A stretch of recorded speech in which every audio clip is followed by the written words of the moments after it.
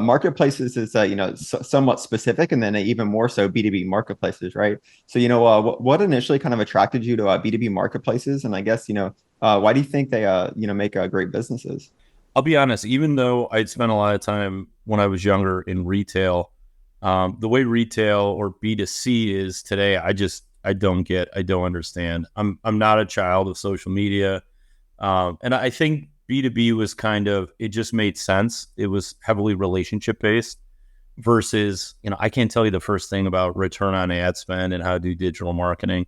And it's funny when we talk about ACV, you'll hear how little of those things actually happen. But I always thought of B2B is just relationship based, marketplaces where you had to find a way to have people both trust this non-human entity, this business, in the case of ACV, ACV itself, but still be able to increase this user experience because humans want to deal with humans. Humans trust humans. Everybody knows that people built systems. And so I thought it was a really interesting way to do that. I think a marketplace is the most defensible type of business model. Sure. I mean, I had spent some time in my 20s in deep tech, but I would say the most naturally defensible business model because I truly think, I used to tell people ACV wasn't a business of cars. It was a business of people and dealing with relationships.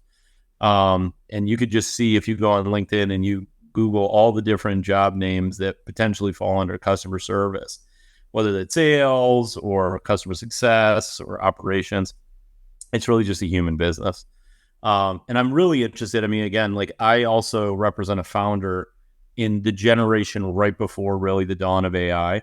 So I don't know if, now looking at marketplaces, I still am also a child of the game too, trying to understand how are things changing now that it's, not how do you recruit the best person to be able to give the best customer experience, but there are more options than just finding the best person on the other side of the phone or the keyboard.